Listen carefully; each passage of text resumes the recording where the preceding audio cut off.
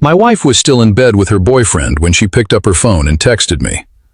The screen lit up in the dark cabin of my truck. "Bring the kids back to the house at 6, the message read. "And please do not be dramatic about this. You will never leave me because of the kids. You love them way too much to ruin their lives." I was parked on the dark street directly across from her boyfriend's house. I could clearly see her car parked in his driveway under the street lamp.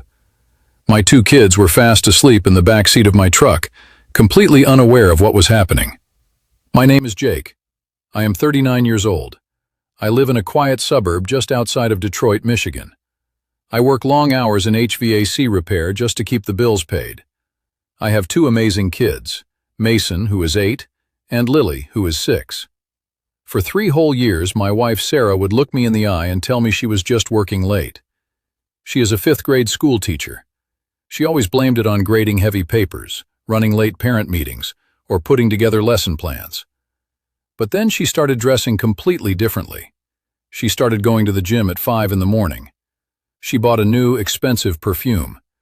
She started leaving her phone face down on the kitchen counter at all times. I honestly thought I was just being a paranoid, jealous husband. That was until my son Mason was sitting at the dinner table one day and casually said, "Mommy's friend Mr. Carter picks us up from soccer practice sometimes when you have to work late. He has a really cool truck." Mr. Carter. His name was Ryan Carter. He was their old physical education teacher who quit the school last year to open his own CrossFit gym in town. He was 31 years old. He was married, and he had a young kid of his own at home. I finally decided to follow her on a Thursday afternoon. She told me that morning she had curriculum night at the school and would not be home until 8. I watched her drive straight to his house at 4:30. She did not walk out of his front door until 7:15. She was still wearing her tight gym clothes, and her hair was completely messed up.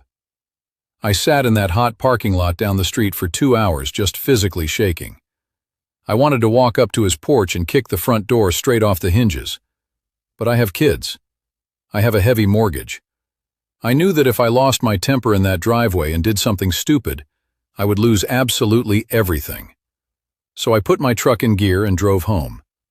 I sat on the couch and I waited.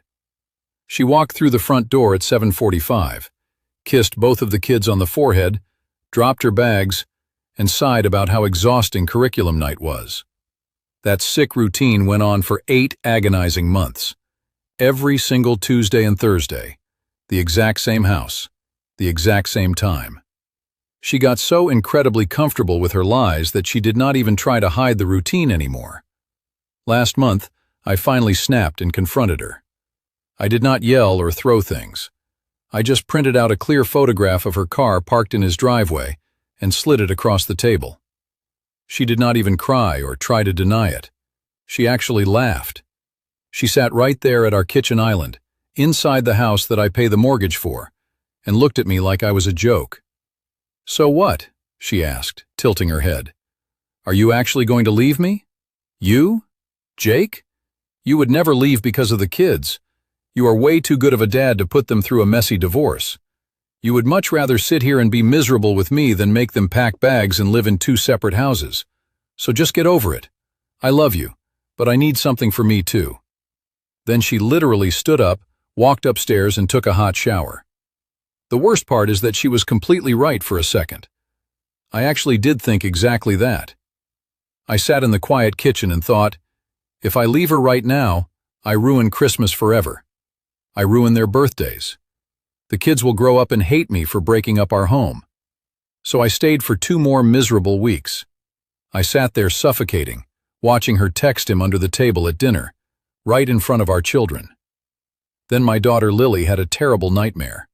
She came walking into our bedroom crying at 2 in the morning. Sarah aggressively pushed her away in the dark and said, "Go to your dad. I am way too tired for this." Lily stood by the side of the bed, looked at me with tears running down her face and whispered, "Daddy, why doesn't Mommy like us anymore?" That broke me completely. I did not pack a bag and leave the next morning. I stayed, and I planned. I did not tell her I knew anything else. I became the absolute best husband on the planet. I cooked every single dinner. I folded all the laundry. I took the kids to school every morning. I smiled and let her go to the gym whenever she wanted.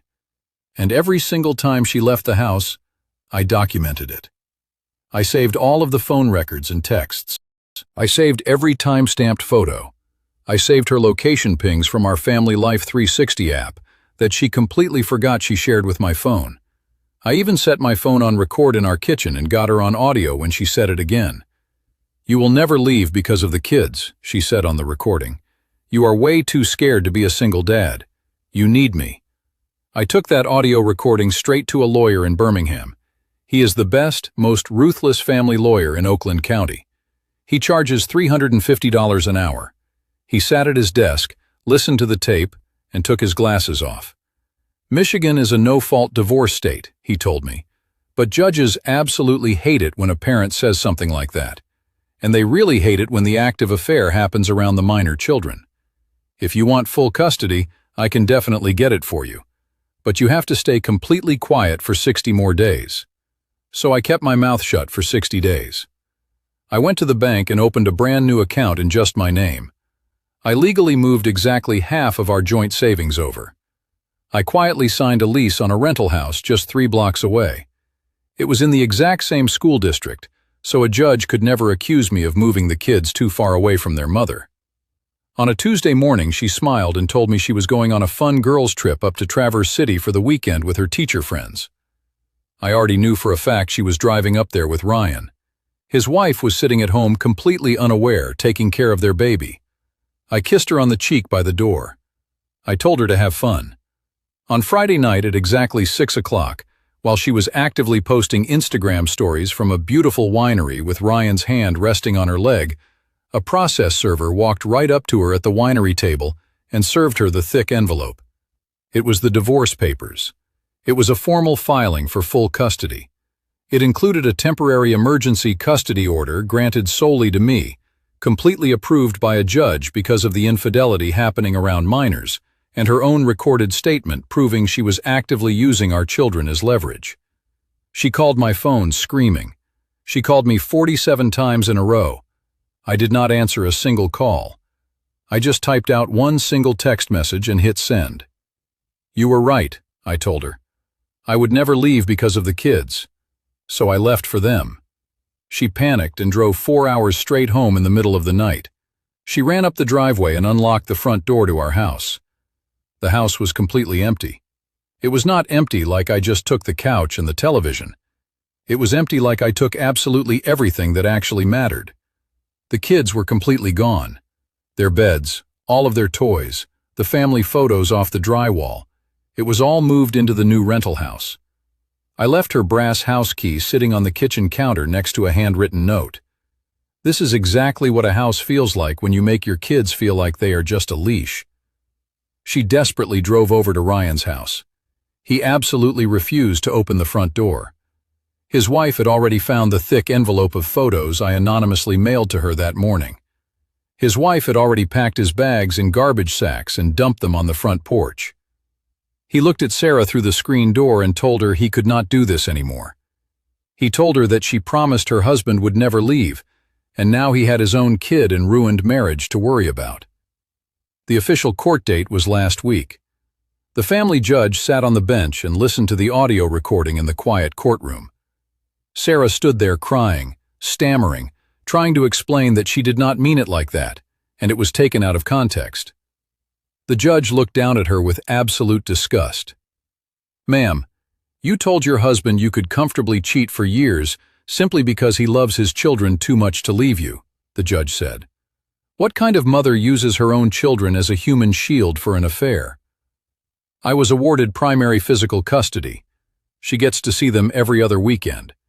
The visits are strictly supervised for the first 6 months because the judge explicitly stated she showed incredibly poor judgment by having an affair partner around her children. Yesterday afternoon, Mason was sitting on the floor putting a puzzle together, and he looked up at me. "Dad, are you sad Mom doesn't live here anymore?" he asked quietly. I sat down on the floor next to him.